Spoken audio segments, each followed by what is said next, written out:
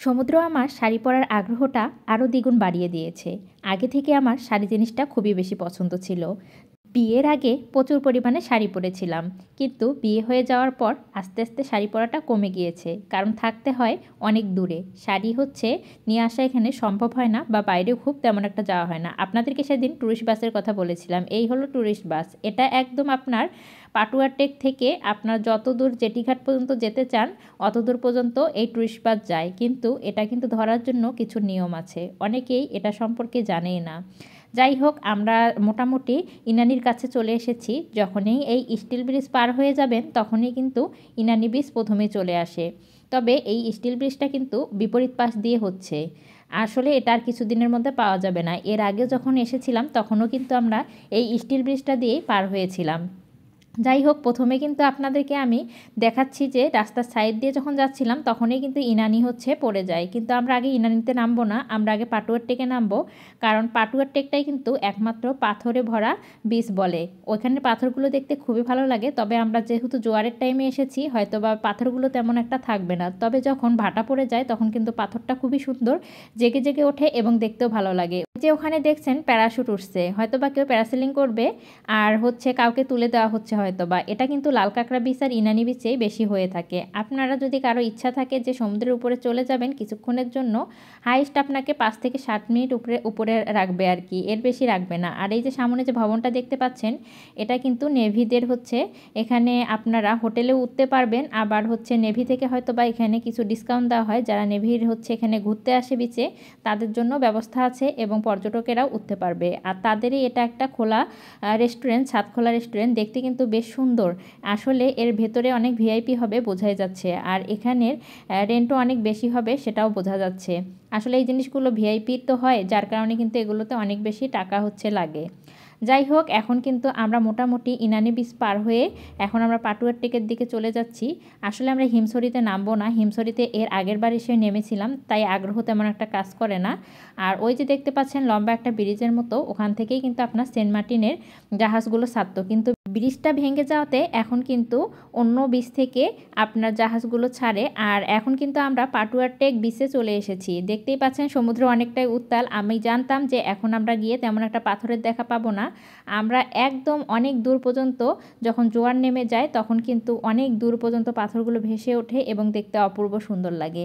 আমার যদি এর আগের বারের আপনারা কক্সবাজারের ভিডিওগুলো দেখে থাকেন তাহলে হয়তো বা আপনারা বুঝতে পারবেন যে আমি ভিডিওগুলো এবং হচ্ছে কিছু ছবি উঠেছিলাম সেগুলো কত সুন্দর ছিল পাথরের উপরে। তারপরও কিন্তু খুব ভালো লাগছিল সমুদ্রের এখানে ঢেউটা আমি সব থেকে বেশি লক্ষ্য করলাম। যাই হোক, এখানে বারবার পানি খুব উপরে চলে আসছিল, যার কারণে স্থির হয়ে দাঁড়িয়ে ছবি উঠতে পারছিলাম না। যেহেতু আমি শাড়ি পরেছি, শাড়ি যেহেতু ভিজাবো না, যার কারণে পানিতে তেমন একটা আমি নামছিলামও না। যাই হোক, আমার সব ভিডিওগুলো আপনাদের কেমন লাগছে অবশ্যই কিন্তু কমেন্ট করে জানাবেন।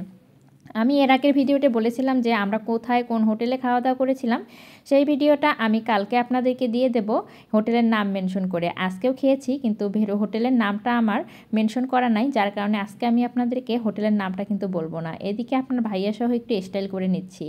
যাই হোক, আমরা কিন্তু সুন্দর কোরাল মাছ হচ্ছে বারবিকিউ খেয়েছিলাম। সেটা কোথায় থেকে আপনারা খাবেন সেই নামটাও আমি মেনশন করে দেবো, এবং আমরা দুপুরের এবং রাতের ভাত আইটেমগুলো কোথায় থেকে খেতাম সেটাও আপনাদেরকে মেনশন করে দেবো। অসম্ভব সুন্দর রান্না তাদের, খেতেও বেশ মজা। আর হচ্ছে এত দ্রুত সেগুলো বিক্রি হয়ে যায়, যার কারণে আপনারা বাসি জিনিস সেখানে পাবেন না বলতে গেলে। অন্যান্য হোটেলগুলোতে গেলে আপনাদেরকে বাসি জিনিস অবশ্যই তারা বের করে দেবে। এর আগের বার আমরা যখন কক্সবাজারে এসেছিলাম তখন এই হোটেলে খেয়েছিলাম, তা বাদে আমরা একটু ট্রাই করার জন্য অন্য হোটেলে খেয়েছিলাম। সেখানে গিয়ে আমরা বুঝতে পেরেছি একদমই ভালো না। আর এই যে বাচ্চারা দেখুন ফুলের কি সুন্দর করে হচ্ছে মাথায় দেওয়ার জন্য বানিয়ে নিয়ে এসেছে, তারা কিন্তু খুবই রিকোয়েস্ট করে এগুলো নেওয়ার জন্য।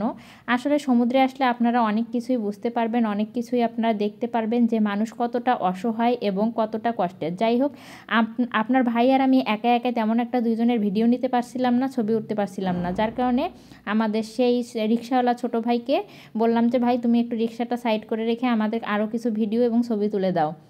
আসলে এই জায়গাতে আসলে রিক্সাটা রাখা তেমন একটা সেভ না, যার কারণে আমরা এখানে বেশিক্ষণ দাঁড়াইও নি। আসলে আমার ভয়ও লাগছিল। যেহেতু সে এটা দিয়ে কর্ম করে খায় আর তার জিনিসটা হারিয়ে গেলে খুবই কষ্ট লাগবে এবং জরিমানা হিসেবে আমাদেরকেও হয়তোবা দিতে হবে। এদিকে আপনার ভাই একটু বসেছিল, তার হয়তোবা একটু ঠান্ডা লেগে গিয়েছে, যার কারণে তার মাথা একটু কেমন করছিল। এদিকে আমরা দুইজনে একটু ভিডিও করার জন্য বসেছিলাম, কিন্তু দেখুন পানির কারণে কোনোভাবেই আমরা ভিডিও ঠিকভাবে নিতে পারছিলাম না। কিন্তু তারপরে অনেক সুন্দর সুন্দর শর্ট ভিডিও নিয়েছি এবং হচ্ছে আপনার ছবি উঠেছিলাম আর ভিডিও করে করে আপনাদেরকে কিছুটা দেখানোর চেষ্টা করছিলাম। আশা করি আমার ভিডিওগুলো আপনার ভালোই লাগছে আর অনেকেরই আমার ভিডিও দেখে হয়তো বা সমুদ্রে আসার ইচ্ছে হচ্ছে, জাগ্রতও হচ্ছে। তবে শাড়ি পরাটা আমার হচ্ছে আগে থেকে ইচ্ছে ছিল যে সমুদ্রে বা পাহাড়ে গেলে এবার আমি শাড়ি পরবো। যাই হোক, মাঝে মধ্যে শাড়ি পরা ভালো। শাড়ির যে ক্ষমতা আছে পৃথিবীর অন্য কোনো পোশাকের কিন্তু এই ক্ষমতা নেই। শাড়ি একটি মেয়ের পার্সোনালিটি বদলে দিতে পারে, এটি কিন্তু আমাদের হুমায়ুন আহমেদ বলে গিয়েছেন। যাই হোক, শাড়িটা সবসময় মেয়েদের একটা পছন্দের জিনিস হয়ে থাকে আর শাড়িটা কিন্তু আপনার পুরো পার্সোনালিটি আসলেই বদলে দিতে পারে। শাড়ি পরলে একটা মেয়েকে কতটা স্মার্ট লাগে এটা কিন্তু আমরা সবাই জানি, যারা আমরা শাড়ি প্রেমিক আছি, এবং এটা পুরুষরাও বলে থাকে। আধুনিকতা যতই ছুঁয়ে যাক, শাড়ির কোমলতার মর্যাদা চিরকালই অক্ষুণ্ণ কিন্তু থাকবে। আর এই যে আমরা চলে এসেছি ইনানি বিচের কাছে, আমরা কিন্তু ইনানি ওই সাইড দিয়ে নামতে পারতাম, যেখানে আপনারা যাওয়ার সময় দেখেছেন একটা ব্রিজ পড়েছিল, কিন্তু আমরা হচ্ছে নামিনি, কারণ ইনানির হচ্ছে এই জায়গাটা আমার খুবই ভালো লেগেছিল যাওয়ার সময়, তাই ভাবলাম যে এখানে আমরা কিছুক্ষণ রেস্ট নেব এবং বসে থাকব। আপনারা কিন্তু অনেকেই নাটকের শুটিংয়ে এই জায়গাগুলো দেখে থাকেন, যার কারণে আমি এই জায়গাটাতে এসেছি। আপনার ভাইয়া বলল হ্যাঁ ভালো করেছো, এখানে একটু রেস্ট নিয়ে নেই। আর ওখানে একটা ডাব হচ্ছে দাম করেছিলাম যে ডাব খাবো, 220 টাকার কমে একটা ডাব দিচ্ছিল না। আমি আপনার ভাইয়াকে বললাম আমার ডাব খাওয়ার প্রয়োজন নেই, আমরা গ্রামের মেয়ে, আমাদের বাড়িতে অনেক নারিকেল গাছ আছে, এখানে আমার 220 টাকা দিয়ে একটা ডাব কিনে খাওয়ার কোনো ইচ্ছা নেই। তার থেকে ভালো আমরা এখান থেকে চলে গিয়ে দুপুরের খাবারটা খুব ভালো করে খাবো। আসলে কোথাও ঘুরতে গেলে আপনারা যদি উড়াধুরা টাকা নষ্ট করে ফেলেন, এটা কিন্তু একদমই ঠিক না। আপনার ভাইয়া খুব সুন্দরভাবে এখানে রেস্ট করে নিচ্ছিল। যাই হোক, মাঝখানে আর ভিডিওগুলো নেইনি, অনেক ক্লান্ত হয়ে গিয়েছিলাম। আর দুপুরের খাবার আমরা যে হোটেলে খেয়েছিলাম সেটাই দেখাচ্ছি। আমরা হচ্ছে গরু ভুনা নিয়েছিলাম, শুটকি ভর্তা নিয়েছিলাম, আর হচ্ছে এখানে জলপাইয়ের আচার দিয়েছিল ওরা, আর হচ্ছে ডাল, আর হচ্ছে সাদা ভাত নিয়েছিলাম। এটা কিন্তু বেশ চমৎকার খাবার। আর হচ্ছে সঙ্গে শসা এবং লেবু দিয়েছিল। এই খাবারগুলো হলে কিন্তু আর কিছুই লাগে না। এখানে ছুরি মাছের ভর্তাটা অসম্ভব সুন্দর ছিল। আপনারা ছুরি মাছের ভর্তা এবং আপনার যে টকটা দিয়েছে এটা কিন্তু অসম্ভব ভালো লাগে খেতে।